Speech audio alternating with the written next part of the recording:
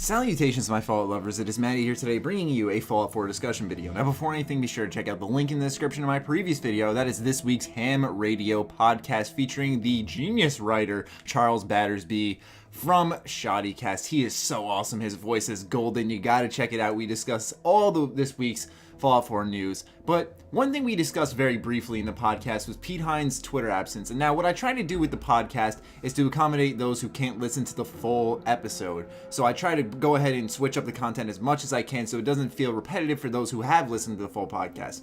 So today I'm giving you guys my full and complete thoughts on Pete Hines' Twitter silence. Now, this was a video I've been avoiding for a while because I assumed at some point soon he'd come back, but it's been over a week now and Pete Hines has not said a single word, which is very not like him. It's usually a max of a day, but that is not the case.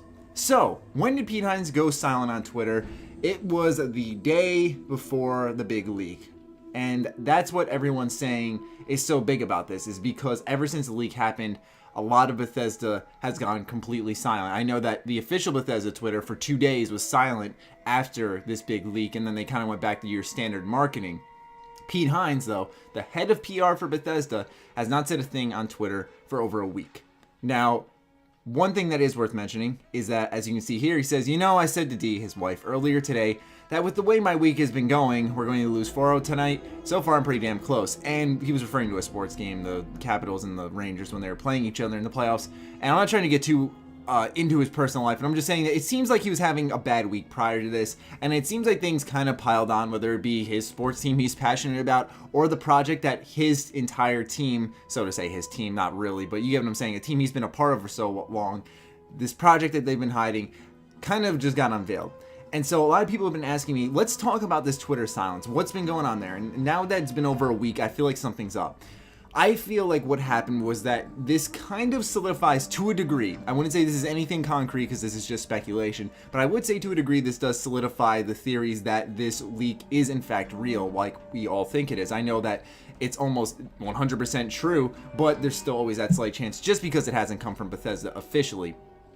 Anyways, the reason why this is, I feel, is happening is because I feel after this leak, Bethesda told everyone just, okay, get off Twitter, get off social media. The internet has been screwing us over constantly with all these fake leaks and all these actual leaks that it's just, we're so close to E3 that I feel like Bethesda as a whole was just like, anyone who has a Twitter account, just get off. So I feel like we'll see Pete Hines back very soon. And probably with my luck, as I upload this video today, at some point he will tweet something and this video will become irrelevant, which is in a sense a good thing. But for now, let's just discuss it as a whole. And I feel that what's happening is exactly that. Bethesda's just getting off of the internet so that they can avoid any further leaks. I feel like they're counting their blessings to a degree because the leak wasn't anything of the actual trailer itself.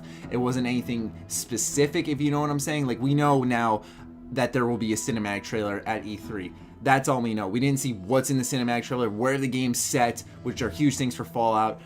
So I feel like Bethesda's kind of like, okay, people have been guessing this for a while. Everyone's saying it's almost a guarantee. Let's just count our blessings that that's all they know, and let's stay off the internet so that they don't find out anything else. And I feel like that's what they're doing. Now, obviously, I feel like out of all people, Pete Hines shouldn't be your concern for leaks. It should be the people outside of your company. But I feel like Bethesda as a whole is just like, let's just get off the internet. And that's kind of where I stand on it. I feel like they're just getting off the internet. Now, Pete Hines alone seems to have been having a bad week beforehand, and then with the Capitals getting eliminated, the Wizards getting eliminated, Fallout 4 unofficially being leaked, like I said, the previous things happening before this, it seems like he's just having a bad week, and that may be also why he's off of Twitter. But a lot of you guys wanted me to come out and discuss his Twitter silence. I don't like to super analyze his life or anything like this, but I do understand it is a pressing matter for Bethesda's community because we're all concerned, but we also want to know, does this have anything to do with Fallout 4? So Pete, if you decide to watch this video because it's about you, we do hope you're doing well, and we're all sending you good vibes. Hope everything's good. Anyways, I hope you guys have your questions answered. Let's leave the man alone now. Let him return to Twitter whenever he would like, but it is definitely worth discussing. So, hope you guys enjoyed. Let me know what you're thinking on this in the comments down below. Move on from this. Be sure to follow me on Twitter, like me on Facebook. Stay sexy, stay active. I love you all. Peace.